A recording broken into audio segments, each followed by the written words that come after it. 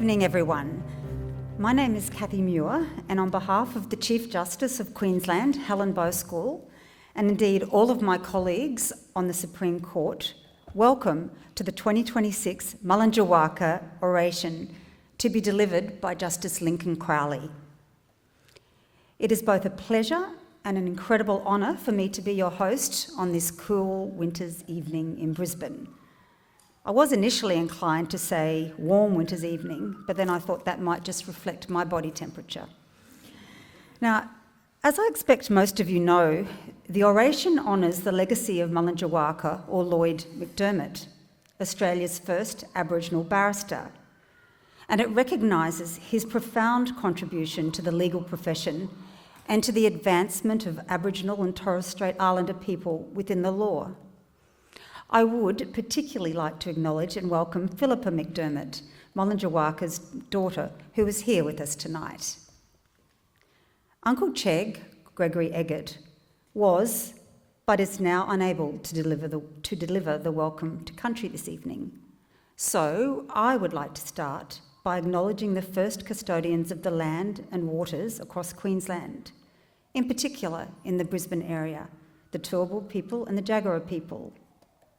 I acknowledge, with respect, the wisdom, courage, and resilience of their ancestors and elders who cared for these lands and waters for thousands of years before us. Well, what a wonderful space it is that we gather in tonight, the ceremonial Banco court, with the magnificent artwork of Sally Gabori, a Chaldeite elder from Bentinck Island in the Gulf of Carpentaria, watching over us. When this artwork was commissioned, it was with a view to celebrating and reminding us of different perspectives and different ways of seeing things. So it is more than fitting that we meet here to recognise and celebrate the achievements of Aboriginal and Torres Strait Islander legal professionals, and to hopefully encourage thoughtful reflection in all of us about the overall future of the law and justice in Australia. This evening provides us all with the opportunity to learn about shared histories, cultures and achievements, and to recognise the importance of allowing past lessons to guide us as we move forward. The idea for this oration came from the Indigenous Lawyers Queensland, the peak body for Aboriginal and Torres Strait Islander legal professionals in Queensland. This organisation was established in 2007 and does amazing work in supporting Aboriginal and Torres Strait Islander law students and practitioners by trying to promote greater participation within the profession, fostering professional networks and advocating for issues affecting First Nation lawyers and legal professionals. This oration is one of the ILQ's flagship annual events and is a sellout. As someone said to me this afternoon, that Justice Crowley sure is a draw card. This event not only serves as a visible demonstration of the profession's commitment to inclusion, leadership and excellence, but it's a darn good way to make money. At the end of the oration, there will be a presentation to the Mullenjaiwakka Trust, but I'll leave that to the Treasurer, Mr. Wyatt Cook-Revel, to tell you more about that. So, turning to tonight's oration, which will be delivered by my colleague and friend, Justice Lincoln Crowley. The previous orators have been Tony McAvoy SC, the Honourable Justice Louise Taylor of the Supreme Court of the Australian Capital Territory, and Barrister Joshua Creamer. So no pressure, Mr. Justice Crowley. Now, it is often said, but it bears repeating, that Justice Crowley's appointment to the Supreme Court represented a significant milestone for both Queensland and Australia, as the first Aboriginal person appointed to a superior court. Justice Crowley continues to be a trailblazer through his ongoing commitment to addressing issues that affect the lives of Aboriginal and Torres Strait Islander peoples, but also more broadly through his consistent hard work, collegiality and commitment to the rule of law. Justice Crowley's biography is in the brochure, so I won't repeat that, but as you can see for yourselves, he enjoyed a wonderful career at the bar and in 2018 became the first Indigenous person appointed to Queen's Counsel.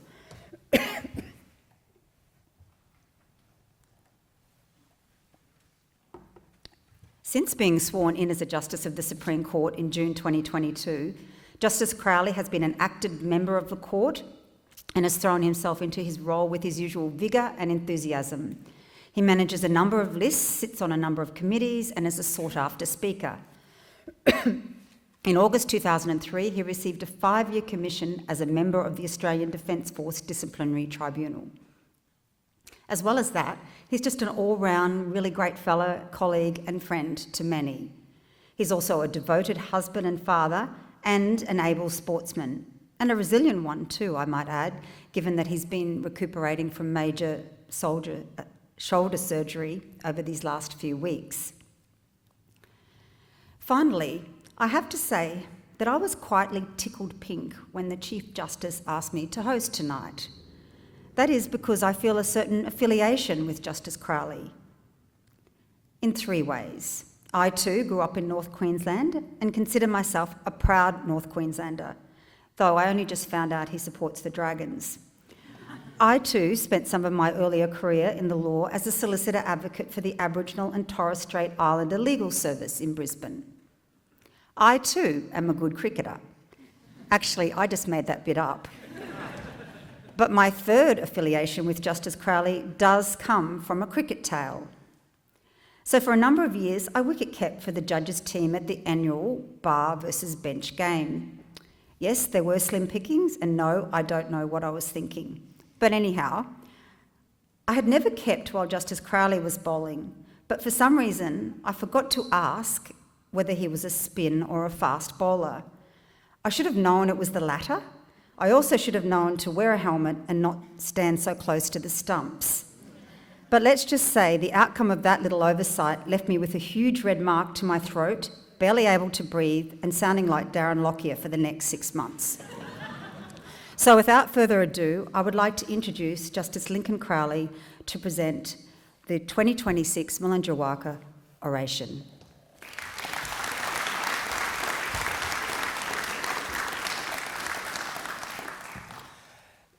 Thanks so much, Kathy, and sorry again. To commence, I too would like to acknowledge the traditional owners and custodians of the land on which we meet today, the Turrbal and Yagara peoples. I pay my respects to their elders, past and present, and recognise the continuing connection to land, waters and community. And I honour their rich cultures and traditions and extend my respect to all other clans and traditional owners within the greater Brisbane region, and to all Aboriginal and Torres Strait Islander peoples here this evening. I'd like to also acknowledge and thank Indigenous Lawyers Queensland for inviting me to give this year's Mullenjaiwakka Oration. It is an honour and a privilege. And I thank you all for attending here tonight. By doing so, you honour Mullenjaiwakka and you honour me. I also would like to particularly thank Philippa for coming tonight. It's good to see you, Philippa. A number of people have sent me their apologies. They would like to be here but have other commitments, and I thank them for letting me know. I also apologise in advance if my presentation isn't as slick as I'd hoped tonight. I have not been fighting with one arm tied behind my back, not quite, just fixed to my side for the last month, and so it's been a little bit difficult to get many things done. So this event honours Mullenjaiwakka, Lloyd McDermott, and his legacy. Mullenjaiwakka was a trailblazer in both Australian sport and the law. This public lecture named in his honour is a tribute to him and a testament to the leadership and advocacy that he embodied. It serves as a platform to provoke thought and foster dialogue within the legal profession and within the broader community about a number of matters, legal issues, societal issues facing First Nations people in particular. Amongst other things, through this event, the profession and the community are reminded of the importance of inclusivity and the ongoing pursuit of progress for Aboriginal and Torres Strait Islander peoples, both within the law and within the broader community. Just as Mullenjaiwakka did himself, this oration serves to inspire current and future generations of First Nations lawyers to continue the fight for justice and equality for First Nations peoples, to pursue educational and professional opportunities, and to strive for excellence. So as you've heard, this is the 4th occasion now that the event's been held. The previous speakers are a hard act to follow, Tony McAvoy, Justice Louise Taylor and Josh Creamer. And there is a little bit of pressure. It's a little bit daunting to deliver the lecture this year in this courtroom following Justice Louise Taylor, who did it 2 years ago. I still feel that her words are echoing here. I'm sure those of you who were here on that occasion will remember her powerful and eloquent address as she honoured the memory of both Mullenjaiwakka and her own father, two strong Aboriginal men who inspired her to forge her own unique path in the law by the examples they set and through the courage, dedication and leadership they displayed in their lifetimes. And just like them, Justice Taylor is another trailblazer who continues to make history and set an example as a leader for other First Nations lawyers. She was the first Aboriginal woman to be appointed as a judge of a superior court in this country when she was made a judge of the ACT Supreme Court back in 2023. And earlier this year, she made history again when she was appointed as the ACT Chief Magistrate, a concurrent commission that she now holds while retaining her position as a Supreme Court judge. And in doing so, she's become the first Indigenous head of jurisdiction in Australia. So as I say, no pressure on me. Now, due to other commitments, I was not able to attend Josh's address last year when the Oration coincided with the 2025 National Indigenous Legal Conference. But luckily, I found it was available online. I think it was on Josh's Instagram account. So I was able to tune in and watch it, and I didn't miss it. My address tonight does touch on similar themes dealt with by each of the previous speakers who have given the oration, and in particular the importance of mentoring and mentors, especially for young Indigenous lawyers, and the need for more First Nations barristers and judges. If I had to give my address a title, though, it would be First Things First, and I hope the reason for that will become apparent as you listen to what I have to say. I was very fortunate to have the support, guidance and mentorship of Mullenjaiwakka when I was a young lawyer. I moved to Sydney in the early 2000s to further my legal career and went to the bar down there. And it's not an understatement to say that the opportunities that Mullenjaiwakka and others helped provide me were instrumental in shaping my legal career and my journey in the law, which led ultimately to my appointment as a judge of this court just over 4 years ago. That was an historic occasion as I became the first Indigenous person appointed as a judge of a superior court in Australia. During my swearing-in speech, I acknowledged the fact that my appointment was not only a personal and professional achievement of which I was very proud, but it was also a significant moment for all First Nations people, as well as the wider community. I also said that while I was proud to be the first, I never wanted to be the first. Some people asked me later why I said that. They thought it seemed like I was saying I wasn't sure about being a judge. And I tried to explain that that was not the case. Rather, what I meant by that it was never my ambition to be first. That was not an accolade that I coveted. And moreover, it was hard to believe that it took until 2022 before such an appointment happened. It was long overdue and a matter of regret that it had taken so long. Also, no blackfellow wants to be the first to get up in public to do anything. Now, I'm sure Mullenjaiwakka experienced similar things and similar thoughts to these throughout his lifetime. He was a pioneer who achieved many firsts himself, but all the while doing so with dignity, humility, and never forgetting the importance of who he was and where he came from, and how he could help other young Indigenous Australians to be more and to achieve more. In 2016, just a few years before he sadly passed away, Mullenjaiwakka was named by the Queensland Government as a Queensland Great, an award that recognises the efforts and achievements of extraordinary people for their remarkable contributions to the history and development of Queensland. He truly deserved it. So you've probably heard before much about Mullenjaiwakka, but it does bear and worth repeating.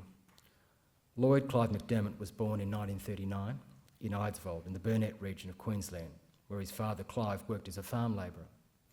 Later in his life, he proudly took the name Mullenjaiwakka in recognition of his Aboriginal identity, and as he explained to me one time, to acknowledge both his Mullenjali and his Wakka Wakka family connections and heritage by combining the two into the name Mullenjaiwakka. Lloyd didn't start formal education until he was almost a teenager, because Aboriginal kids weren't welcome at the local schools at that time. Instead, he was homeschooled by his mother Violet while they lived in the bush working. Realising from a young age that he was a gifted student and athlete, his parents worked hard to save up the money to further his education. With contributions from other members of the family, they eventually saved up enough to afford 1 year of tuition at Churchie, then known as the Church of England Grammar School. And Lloyd was a brilliant sportsman who excelled at just about every sport he tried, but particularly in rugby and athletics. His sporting prowess and scholastic potential were recognised almost immediately at Churchie. And after that first year, young Lloyd secured a scholarship which enabled him to finish his schooling at Churchie, and he played for the first 15 for the last 3 years running. Lloyd then went on to study law at the University of Queensland while continuing to excel in the sporting field. He played rugby for the university club, but also for the Queensland Reds, where he played against a number of touring teams from Fiji, France and New Zealand. His Wallabies biography describes him as a winger who possessed electrifying pace, a blinding swerve and a handy sidestep, all attributes that any aspiring barrister might also hope to possess. In 1962, Lloyd was selected to play for the Wallabies against the All Blacks in an upcoming home test series. He played on the wing in the 2 tests, and at the end of the series, he was a sure thing to be selected for the 1963 Wallabies tour to South Africa to play against the Springboks. But there was a catch. Under South Africa's apartheid regime of racial segregation and discrimination, members of the Springboks had to be white, as did their opponents. So in order to play, Mullenjaiwakka had to agree to being classified as an honorary white. That was something that he, as a proud Mullenjaiwakka man, could not do. He was a man of principle, and he would not deny his identity and masquerade as a token white simply to appease the South African authorities and to remain eligible to play for the Wallabies. He considered there was more at stake than the prospect of sporting fame and personal glory. He would never deny his Aboriginality. So many people had given him a chance and counted on him, and he didn't want to let them down. He wanted them to be proud. So he declined selection. He withdrew from the team, and he never played for the Wallabies again. Now, according to Philippa, who has said this previously, it was an easy decision for him to make, given the obligations to his family and those who had helped him to have the opportunities to attend school and to play rugby. He was indebted to them. Now, although it's often reported that Lloyd McDermott was the first Aboriginal man to play rugby for the Wallabies, that is not the case. He was the second. Halfback Cecil Romali, who made his test debut against the All Blacks in 1938, is recognised as Australia's first Indigenous Wallaby, but he did not identify as Aboriginal until later in life. In contrast, Mullenjaiwakka was the first man to play for the Wallabies who proudly identified as Aboriginal. But does it matter who was first? I remember that not long after I joined the Sydney Bar, one of the papers did an article highlighting the small number of Indigenous barristers practising in New South Wales, but publicising the New South Wales Bar Association's Indigenous Barristers Trust, the Mum Shirl Fund, and its efforts to increase the numbers. As I'd recently joined the ranks of the bar, my name was mentioned. The writer also noted Mullenjaiwakka, who was a long-serving trustee of the trust, and described him as the first Aboriginal barrister in Australia. A week or so after the article had been published, I was speaking to Lloyd, and he brought up the article and said he was happy to see that I got a mention. He then told me that he'd also been speaking to Magistrate Pat O'Shane about it and had asked if she'd seen it. She said that she had, but rather than commenting on the mention that I'd received or upon the publicity given to the Indigenous Barristers Trust, she had taken issue with the supposed inaccuracy of the article, reporting that Lloyd was the first Aboriginal barrister in Australia, a title that she believed was rightly hers to claim. And Lloyd told me he didn't care about who was first, although he undoubtedly was.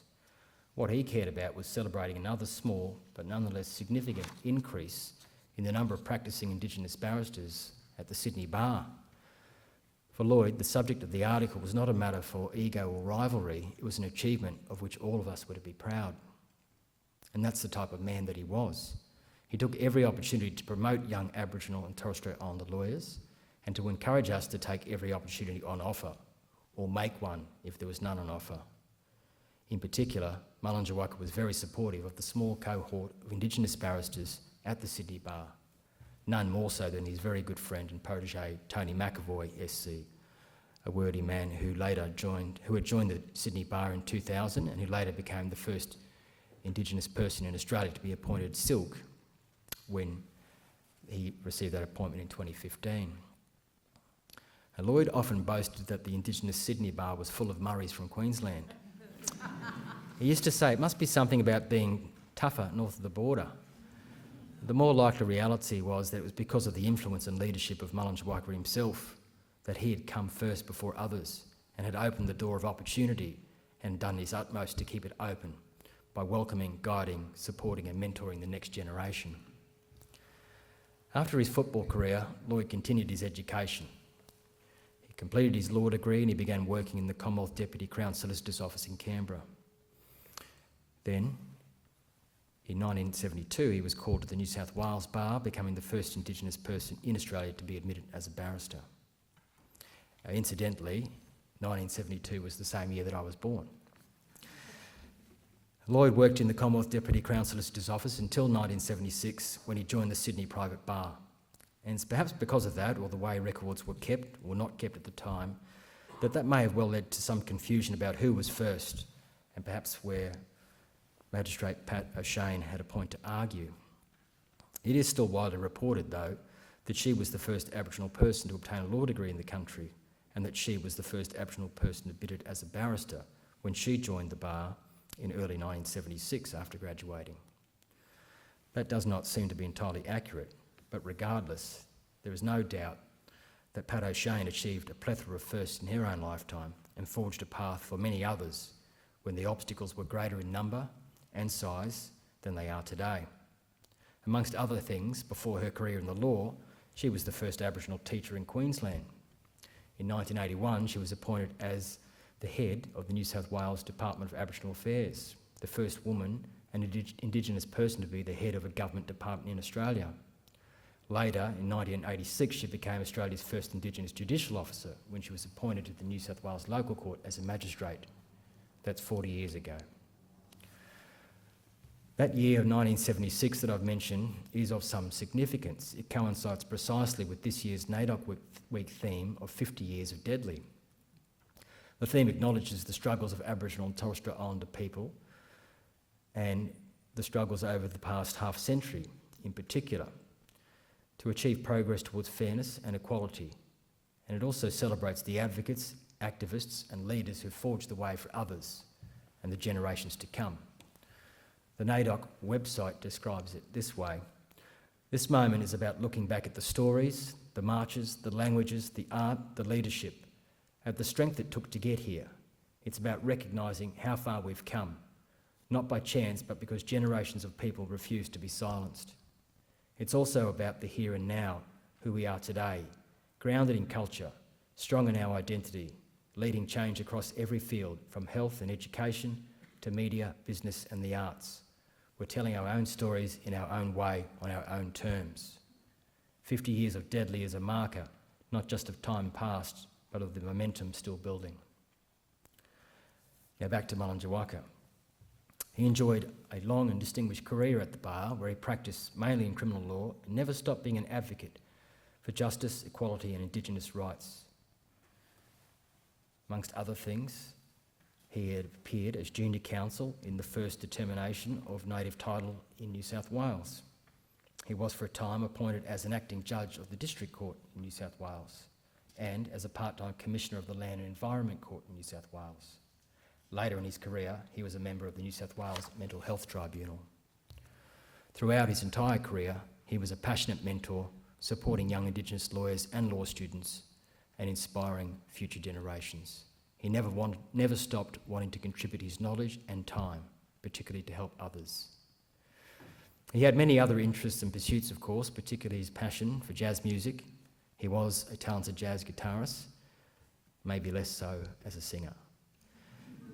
And of course, he never lost his love of rugby. While practising as a lawyer, he established the Lloyd McDermott Rugby Development Team with a mission to increase Aboriginal and Torres Strait Islander participation in rugby. And he never stopped learning. After obtaining his law degree, he later returned to studies and earned degrees in science and criminology from the University of Sydney and the University of New South Wales. And he encouraged others to continue their learning and education as well. I recall well his advice to me when I first started at the bar, to work hard and learn as much as I could, and the briefs would come. I also remember well the wisdom he imparted when explaining to me how I should respond if a solicitor called to inquire whether I was available to take a brief.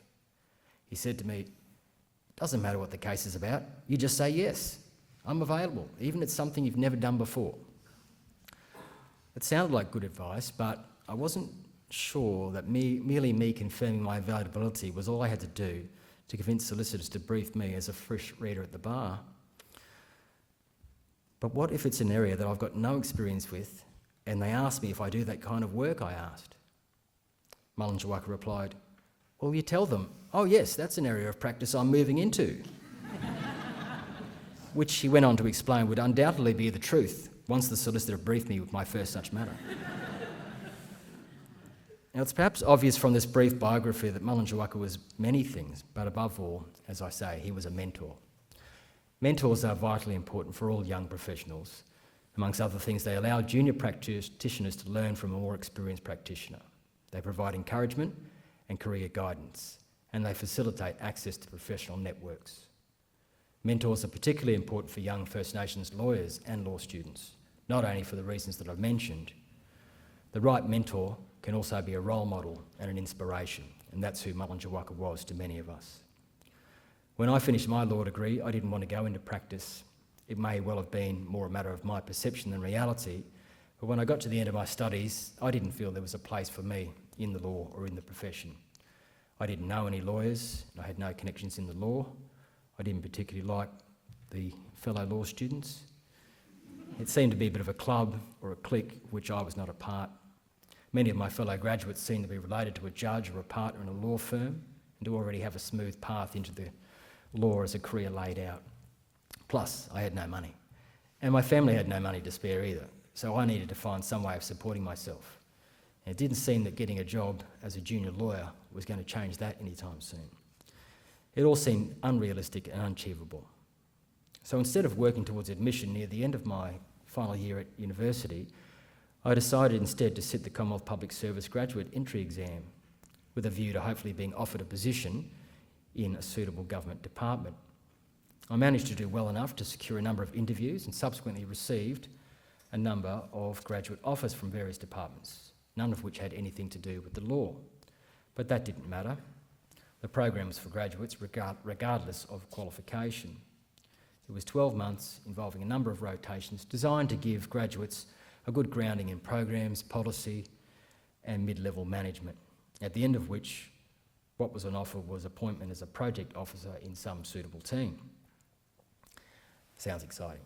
So I took a position with the Commonwealth Department of Health and Family Services, and unlike most of the other graduates who were required to relocate from wherever they were around the country to Canberra, I spent the first 6 months in Brisbane working in disability and aged care program delivery.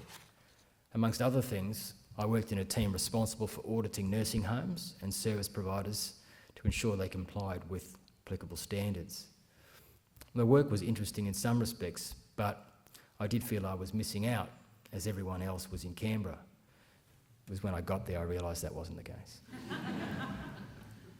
So there was about 24 or so of them in Canberra who were all there to work on and learn policy development. So after 6 months I decided I wasn't going to miss out on that, and I managed to work my way into a vacancy in the head office and spent the rest of the year there, amongst other things working in the Office for Aboriginal and Torres Strait Islander Health Services as an acting project officer.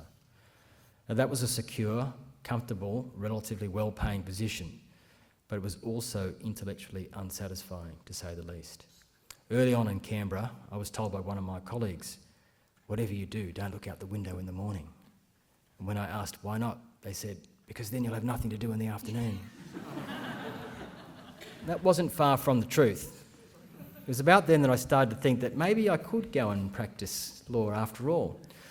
Perhaps what sealed my decision when I was in the library one day, filling in the spare time that I seemed to have a lot of, and I had a look at the Commonwealth Government Gazette and saw that the legal roles in the department paid a lot more than a mere project officer. That and the fact that I was told that when I finished the graduate year, I was going to be taking up a position in a finance team. So I decided to do a very public service thing. I took 12 months leave without pay, and I returned back to Queensland to undertake graduate diploma in legal practice at QUT and to complete those professional subjects of ethics and trust accounting which I needed to qualify for admission. During that year I decided I'd better try and get some practical experience. I applied for a number of positions as a casual law clerk but was unsuccessful. I was about ready to give up on the idea when another great mentor to many gave me a chance, and that was Paul Richards. Paul sadly passed away last year, but like Mullenjaiwakka, left an incredible legacy and was an inspiration for many young Indigenous students and lawyers. Paul was an experienced solicitor with his own firm. In the 1980s and 90s, he gave a leg up to many young Indigenous lawyers and students hoping to make a career in the law. The alumni of Paul's firm includes Tony McAvoy, whom I've already mentioned, the first Indigenous silk in Australia, Kevin Smith, Torres Strait Islander man who is now the President of the National Native Title Tribunal and the first Indigenous person to be appointed to that role, Catherine Muir, the first Torres Strait Islander woman admitted as a solicitor in Queensland and the first Torres Strait Islander magistrate in Queensland, Jackie Payne, the first Aboriginal woman admitted as a solicitor and the first Indigenous person appointed as a magistrate in Queensland, and Nathan Darrow, first Aboriginal District Court judge in Queensland. I note also that Justice Rangier of the Federal Court also started his legal career in Paul Richards' firm as an article clerk. I mentioned him because I knew his younger brother when I was at uni in Townsville, when we were both there studying law. He was ahead of me and I didn't know him well, but I knew others who did know him and we met that way. And it was years later that he was working for Paul's office, also as a law clerk, when I was here, and he introduced me to Paul. And then, like he'd done for so many others, Paul took me on without hesitation, gave me a chance to gain some experience in the legal profession and to learn from a seasoned practitioner when no one else would. After completing that further year of study, I got admitted, and the very next week I started as a solicitor with the Townsville District Aboriginal and Torres Strait Islander Legal Service. And I didn't go back to the public service. As everyone who's worked in an ATSL's office or a legal aid office or a community legal service office would know, it's a real sink or swim introduction to practice. Resourcefulness, doggedness and resilience were just as important as legal knowledge and ability. If you didn't stand up and hold your ground for your clients, you'd be knocked down. And had events not transpired as they did, I probably would have stayed working in that role. I loved appearing in courts for our mob, clients who often had nothing and no one on their side but me to fight for them. But towards the end of my first year, there was a major disruption. Because of community politics and wrangling, the administration of the Townsville Legal Service was taken over by Mackay. The first decision they made was to sack all the Townsville staff and then re-advertise all the positions. Now, I was over at my regular circuit court at Palm Island at the time this all went down, and I found out in a phone call between court sessions that I didn't have a job anymore. There were originally 4 lawyers in that office, and we were told that it was likely only 2 would be re-employed, but that the process would probably take a month or so to work through. I couldn't afford to wait around. So I immediately got on the phone and started calling, including ringing ATSL's office here in Brisbane to see if there was any vacancies for lawyers. I was told, unfortunately, there wasn't any current positions available. So feeling quite dejected, I hung up and then wondered what to do next. But very shortly after, I had a call back. It was the then CEO of ATSL's. He told me that he'd checked again, there was in fact a position going and they could take me on. So within the week, I'd packed up and had moved south once more. I later found out that after I initially called, the CEO had gone and spoken to Kevin Smith, who was working there as a lawyer at the time, and Kevin had vouched for me, and that's how I got in. I then spent the next few years working in and around Brisbane for ATSL's, and after about 3 years, I started again thinking about my future career. I still loved the job I was doing. It was challenging and rewarding work, and something that I'd hoped would make a difference for those I represented. But I had started to think I should perhaps broaden my horizons. I had a vague idea about one day going to the bar, and one thing that struck me and stuck with me was something that I heard a number of other young lawyers saying at the time. Whatever you do in your first 5 years of practice is what you'll do for the rest of your career. Now, whether that was true or not, I didn't know, but I knew then that I eventually did want to go to the bar, and although I had no idea how I might get there, I wanted to get some more experience beyond practising just in crime before I did. It was also just after the Sydney Olympics, and there'd been a lot of hype about how wonderful the city was. So I applied for a number of positions outside criminal law, including in the New South Wales Crown Solicitor's Office in Sydney, which I ended up getting. And within a few weeks, I was down in Sydney working as a litigation lawyer in one of Australia's biggest civil litigation practices. Now, after a couple of years in Sydney at the Crown Solicitor's Office, I happened to meet up with Tony McAvoy one day. Tony had come to Sydney many years earlier and worked in a policy position in the Department of Aboriginal Affairs, and later had gone to the bar in 2000. He had a room in Frederick Jordan Chambers, which was located in a building in Martin Place that adjoined the then office of the Crown Solicitor. Tony asked me whether I was interested in going to the bar, and I told him it was something I wanted to do one day, but I didn't know how to go about it. I didn't have any real plan, and I couldn't afford to leave the job I had at the Crown Solicitor's Office. Tony then told me about the Mum Shirl Fund, the New South Wales Bar Association's Indigenous Barrister Scheme, and that the Trust could provide financial assistance with the bar exam and the bar practice course fees. The Mum Shirl Fund had been named and set up in honour of Shirley Smith, a prominent Wiradjuri woman, a fierce advocate, social worker and humanitarian activist who fought for justice and worked all her life to improve the welfare and lot for First Nations people. The most important thing Tony told me was that there was a group of senior barristers associated with the Trust who had helped him and which could also provide me with guidance and support if I decided to take the plunge and go to the bar. Tony arranged for me to meet with them, and that's how I met Mullenjaiwakka. The core group was Mullenjaiwakka, Chris Ronalds SC, Michael Slattery SC, later to become Justice Slattery of the New South Wales Supreme Court, and Ian Harrison, who had not yet taken silk but did shortly after, and gifting me his old court gown in the process.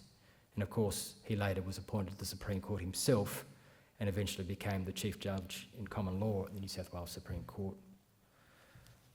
Tony had been mentored by Mullenjaiwakka and each of these others, all of whom subsequently became my mentors. Not only did they convince me that I should come to the bar without further delay, but once I did, they provided me with ongoing advice and support. Most importantly, they gave me an immediate, powerful network with far-reaching and influential access to others within the profession. Nevertheless, it was still a hard decision to make, to once again give up a well-paid, secure job as a solicitor that I enjoyed doing, and to replace it with the uncertainty and insecurity of life at the bar. But from my very first days at Atzel's, I had wanted to be an advocate. And of course, there's no reward without risk. So with their support and encouragement, I decided to go to the bar. I was very fortunate to receive financial assistance from the Mum Shirl Fund when I started out. I could not have paid for the bar exams and the bar practice course and the robes without it. That was a major financial impediment that had stood in the way of me coming to the bar, and it remains so for many young Aboriginal or Torres Strait Islander lawyers who have hopes of becoming a barrister. For those of you who aren't aware, the Bar Association Queensland has a similar scheme, the Mullenjaiwakka Trust, which has been mentioned already tonight, which is designed precisely to assist, to provide financial support for First Nations lawyers to enable them to come to the bar. Over my first few years at the bar, Mullenjaiwakka and each of my other mentors helped and inspired me. In my first year in particular, and none of them more so than Mullenjaiwakka.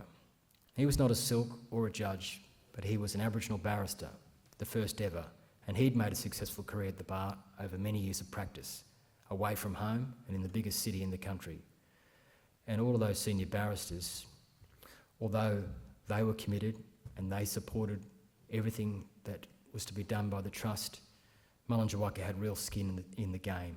He wanted to see more Aboriginal and Torres Strait Islander lawyers coming to the bar because he knew from first-hand experience that each such addition was much needed progress towards equality and overcoming the discrimination and disadvantages faced by First Nations people. I looked at him and what he'd achieved at the bar, saw what he'd done to help Tony to get a start, and it gave me the confidence that I could do this too. Now, Mullenjaiwakka did make plain, though, that a lot of hard work was required to succeed and that I should take every opportunity to get into court, even if only appearing as someone's junior. He said nothing could beat getting that experience, and he was right. So I distinctly remember very early on as a reader, when work was scarce and paying work even scarcer, that Mullenjaiwakka asked me to junior him in a case in the local court. It wasn't to be a paying gig, just an opportunity to appear in court with him and to gain some experience. It was a summary hearing of a criminal charge, and we were appearing for a man who was charged with importing some kind of prohibited goods without authority. It wasn't narcotic drugs, but it was some other kind of illicit substance, I recall. It was still a relatively minor matter, a Customs Act prosecution that was to be dealt with summarily in the local court. At the end of the prosecution case, Mullenjaiwakka got up and made a no-case submission. The prosecution must have thought that this case was a slam dunk. There didn't appear to be any issue that the goods were prohibited, nor that they had been imported, nor that they could readily prove that it was our client who had imported them. And perhaps because it seemed like such a simple case, the prosecutor had failed to produce any evidence that our client had no authority to import the goods, which was something the prosecution was required to positively prove at the time. The no-case submission was unanswerable and the charge was dismissed. The magistrate then inquired of Mullenjaiwakka whether he was seeking costs. Now, under the relevant New South Wales legislation, there was provision for the court to award defence costs if the prosecution was unreasonable, amongst other things. It was something that I had recently looked at for another matter, so I was familiar with the provision, and as soon as the magistrate started asking the question, I was already turning up the relevant provision in Mullenjaiwakka's loose-leaf Criminal Practice and Procedure Manual. He glanced down as I thrust the volume over, opened at the page with my finger pointing to the relevant section. He quickly replied to the magistrate that we were indeed seeking costs, and without missing beat, he made a short persuasive admission about the unreasonableness of the prosecution case, proceeding in the absence of the relevant evidentiary certificate, to confirm that the absence of authority there was no authority to import the goods. The magistrate agreed, and also agreed with Mullenjaiwakka's further submission that the just and reasonable amount of costs was $5,000. So after court, we adjourned to the infamous Crown Hotel for a celebratory lunch. Mullenjaiwakka's shout, of course. As Mullenjaiwakka was catching up with some of his chamber colleagues and telling them about our big win, he handed me his bank card, gave me his PIN number and said, "Go to the ATM machine for me and get out $1,000. When I came back and handed back the card and cash, he peeled off $500, slipped it to me and said, "Well done on finding that section on costs." He didn't have to do that, and I'm sure he knew the provision and he hadn't needed my help to find it. But he knew it would mean a lot to me, and that's the kind of man he was, always generous and thinking of others. In addition to having me appear in court with him and with others whenever it possible, Mullenjaiwakka and the other senior barristers that I've mentioned mentored me throughout and helped me to select and to connect with the best tutors, senior and junior masters in my first year at the bar as a reader. For my criminal reading, they arranged 2 experienced public defenders to act as my tutors, Andrew Hazler, later senior counsel and then district court judge, and Richard Button, later SC, as well as being appointed to the New South Wales Supreme Court, both of whom were more than willing to have me work with them and appear in court as their juniors in whatever cases they had. They also provided similar assistance and facilitated connections with the commercial bar, allowing me to have commercial tutors and other barristers, and of course connected me with their instructors and other solicitors. All of this assistance, guidance and support was invaluable to me when starting at the bar. I don't think I would have survived, let alone succeeded, without it. And, as is the way with mentoring, small acts and efforts of a mentor produce exponentially greater outcomes and benefits for the mentee. By the time I completed my first year, I had established a foothold at the Sydney bar and was regularly getting work, and I was well on the way to building a busy and sustainable practice covering a range of civil and criminal areas. And of course, I was still looking to move into new areas. I didn't always follow the advice of Mullenjaiwakka though. By my second year, I was being regularly briefed by the Commonwealth Director of Public Prosecutions to prosecute federal criminal cases. Having heard that I appeared a few times for the Crown, Mullenjaiwakka asked me about it and the kinds of matter I was briefed in. At the end of our discussion, I wanted to know what his view was on doing this kind of work, and he said to me, "It's okay to take the Queen's coin. I've done it myself before, just don't make a habit of it." As things turned out, I defied him, and I did indeed make a habit of it. My prosecution work expanded and eventually became a major part of my practice.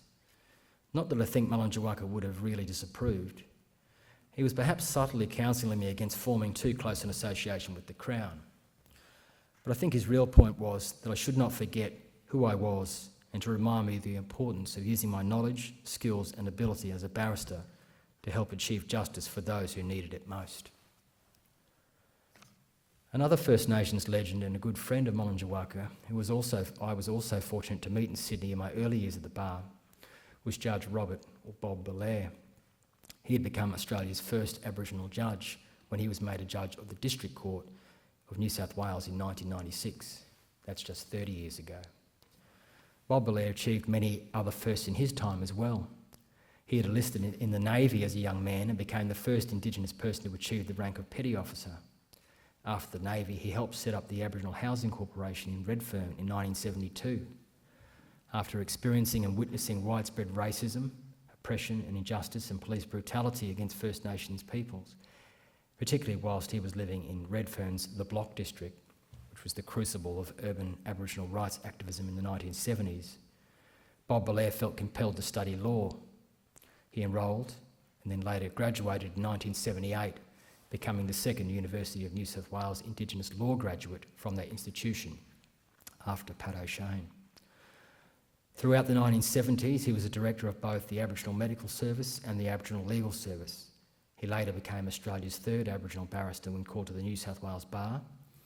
He was the first Indigenous lawyer appointed as counsel assisting a Royal Commissioner when appointed to that role for the Royal Commission into Aboriginal Deaths in Custody, and the first to be appointed as a public defender in the New South Wales Public Defender's Office. He too was a strong leader, advocate and mentor for young Indigenous lawyers, and he was an imposing figure. Mullenjaiwakka, though, fondly referred to His Honour as Black Judge. Now, I was lucky enough to appear before Judge Belair on a few occasions, and it was a unique experience, particularly when my clients were Aboriginal defendants. Judge Belair was quite stern in court, but he was always fair. He spoke plainly and directly to counsel and defendants alike. I recall one occasion when he sentenced my client, a young Aboriginal man, for some reasonably serious matter, and after giving his reasons, he addressed my client directly, telling him he should be proud of his Aboriginality and he should see his culture, community and identity as strengths. And I could have sworn that he gave my fellow a wink as he was being led from the court. Regardless, I could see that what the judge said really cut through and made an impact upon that young man. He was held accountable for what he had done, and he was sentenced according to law, but the difference was that his cultural identity was recognised and he was treated with respect by an Aboriginal judge who had listened, heard and understood. It was also the first time that I had appeared before an Aboriginal judge. I think it was about then that I started to imagine maybe I could do that one day too. I also recall Judge Belair's matter-of-fact manner on another occasion when I appeared out at Dubbo for an Aboriginal man charged with some sexual offences against a minor. The case went well and the jury acquitted my client on all charges. The verdicts were perhaps unexpected, given what had initially appeared to be a strong Crown case, but I put the result down entirely to my own brilliant persuasive advocacy. After the trial, Judge Belair invited counsel for tea in chambers, a once common tradition that may now have fallen by the wayside, but was and hopefully still is observed by many judges, particularly on circuit sittings in the country. As the judge was taking the tea orders from myself and the prosecutor, he gruffly remarked, "Well, that was a bit of a surprise." I was still quite junior at the time and I was unsure how to respond, so I mumbled something in reply, recapping some of my compelling closing argument to the jury, to which Judge Belair simply continued, "Shame, because the arsehole obviously did it. Still, an acquittal's an acquittal. Sugar, anyone?" Now, I hope this potted history of my early career has not come across simply as a series of Forrest Gump-style vignettes, speaking about myself in a public forum is truly one of my least favourite things to do, perhaps only second to getting my photo taken in public. But it serves a purpose here. The anniversary of my own appointment as a judge of the Queensland Supreme Court was only a few weeks ago, and it came at a time when I unexpectedly had a bit of spare time in my hand, which has allowed me to reflect upon how I came to be appointed and the significance of my appointment for First Nations people. In outlining the various firsts and achievements of Mullenjaiwakka and the achievements of other groundbreaking Aboriginal and Torres Strait Islander lawyers, some of whom I've mentioned, I feel part of a continuum of progress for First Nations people that extends back over the past 50 years and beyond. And I feel an obligation to tell my story, perhaps so that others might imagine that they too can follow a similar path if that's what they choose to do. It should perhaps be obvious from what I've outlined in this speech that my own appointment was undoubtedly due to equal parts of hard work, good luck and opportunity. And in very large measure, it was the opportunities created for me by Indigenous lawyers, leaders and mentors such as Mullenjaiwakka that allowed me to find a place and make a career in the law. Those who came first shouldered the greatest burden. They opened the door of opportunity for successive generations. It was through their courage, strength and determination and of elders past and their achievements that others such as myself have had an easier path to follow. And while the path may be easier and the opportunities more plentiful today, that does not mean the time for action has passed. I was the first Indigenous person appointed as a judge in a Superior Court in Australia. Justice Michael Lundberg, the son of Western Australia's first Aboriginal magistrate, Dr. Sue Gordon, followed soon after when he was appointed to the Supreme Court of Western Australia in November 2022. And Justice Louise Taylor, who already mentioned, became the third when she was appointed in August 2023 to the ACT Supreme Court. Of the roughly 200-odd Superior Court judges in Australia, we can now say 3 are Indigenous. Progress to be sure, but more is to be done. While some might say 3 out of 200 is not too bad, let's not forget we're the only 3 ever to be appointed. While myself, Justice Lundberg and Justice Taylor might now have the minimum complement for a First Nations full court quorum, we have a long way to go to get the numbers to field a full rugby team. And I note with interest that there have been 15 Indigenous Wallabies to play for Australia. Even if we counted the appointments of judges at the district or county court level, we still would have spare fingers. Indeed, it may well be that after tomorrow's game against Paraguay, the Socceroos will have scored more goals at this year's World Cup tournament than there are numbers of First Nations district or county court judges in this country. Some may ask, why is it necessary to do more? Why do we need to have Indigenous judges, or judges from any particular background for that matter? The short answer is that representation matters. It certainly matters for First Nations peoples and communities, given the history and reality of injustice, discrimination and disadvantage experienced by First Nations peoples in this country since colonisation.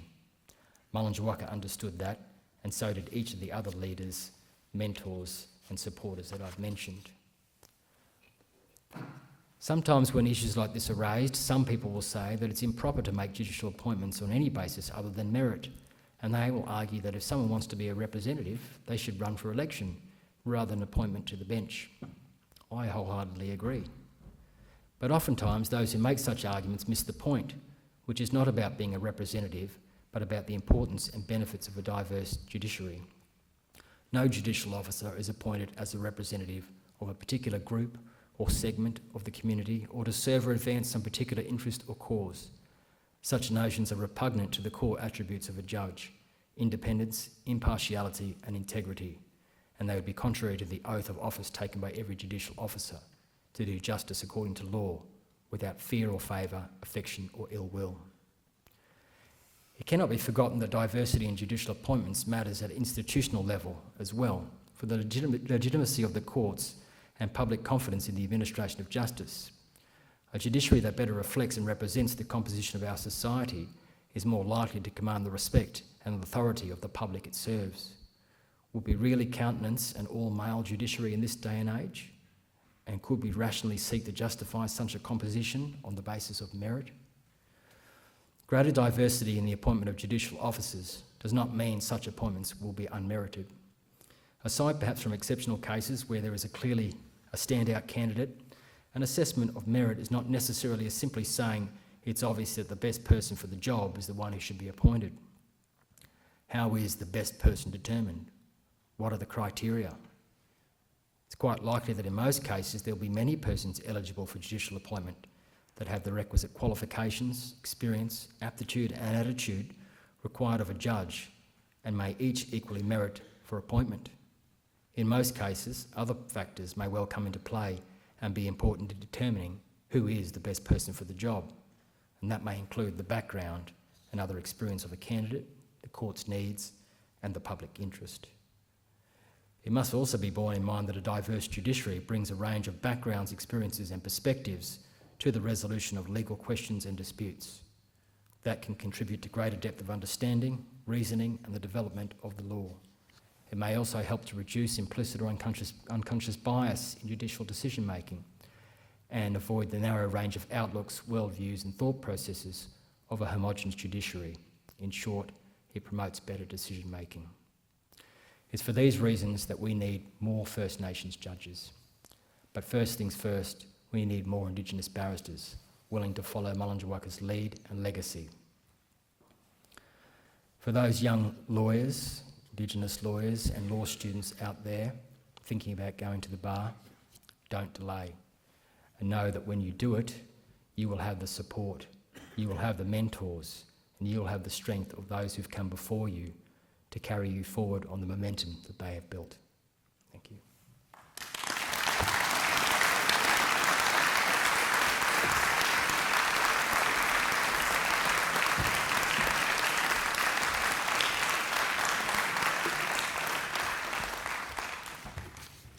Thank you, Justice Crowley.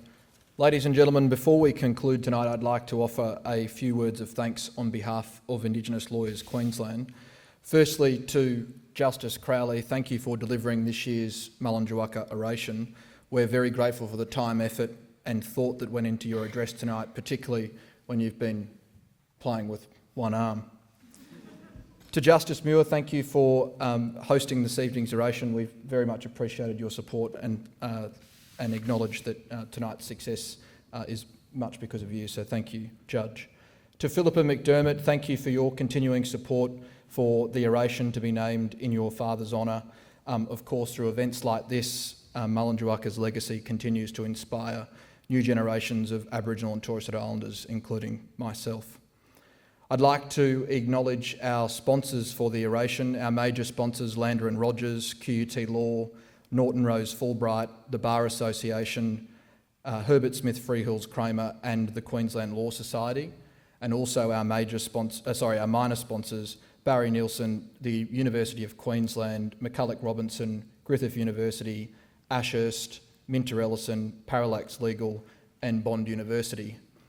I will also take the liberty, given I have the microphone, to thank my employer, Jones Day, for allowing me the time often during work time to contribute to such a fantastic organisation. One of the things that Zach Fraser and I were most proud of when we started this oration is that it wasn't just to reflect on Mullenjaiwakka's legacy, but it was also about investing in the future. And as we've heard about tonight, the Mullenjaiwakka Trust, named in honour of Australia's first Indigenous barrister, supports Aboriginal and Torres Strait Islander people who aspire to come to the bar and who may have faced disadvantage along the way. Tonight, on behalf of the Indigenous Lawyers Queensland, I'm pleased to announce that from the proceeds of the orations held in 2024, 2025 and 2026, we will make a further contribution to the Mullenjaiwakka Trust in the order of $31,500.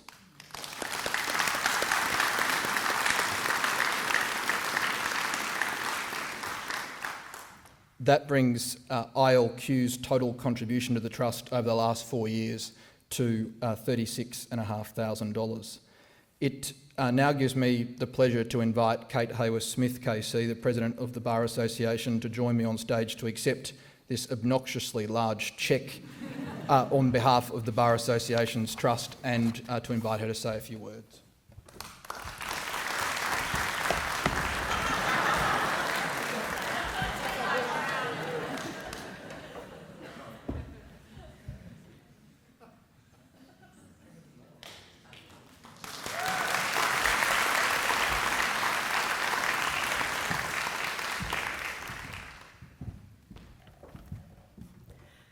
Justice Muir, Justice Crowley, audience. It is obnoxiously large, both in its quantum and in its size. And when Wyatt confirmed to me that indeed he was going to present a big novelty cheque, I did think he was just humouring me. And I wondered if there were some people in the audience who are so young, they might not actually have ever seen a live cheque. That's it.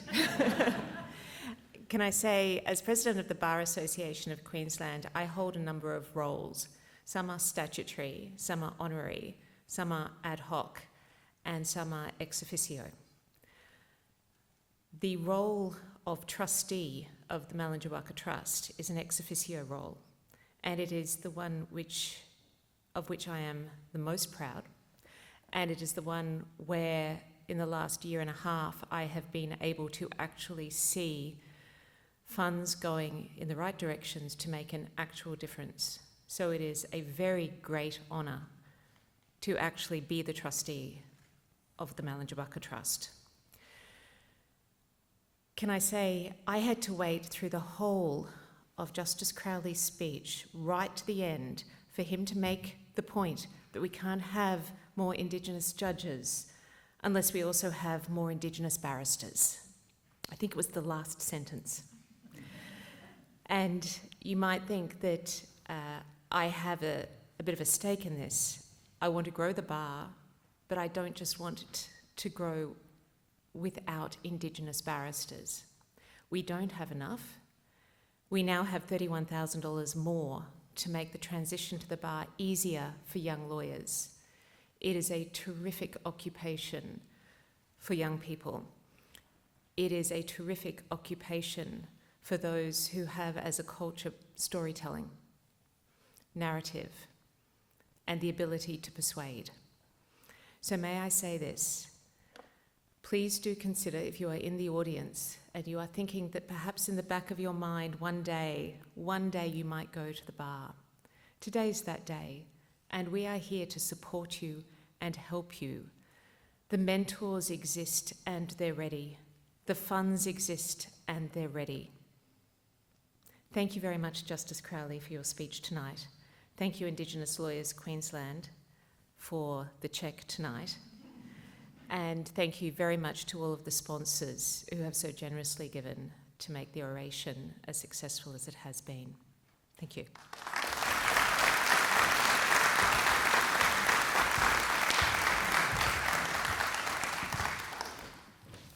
I too would like to say thank you, Lincoln, for your generous and beautifully crafted and honest oration, and for sharing your journey. I appreciate how difficult that can be to do publicly.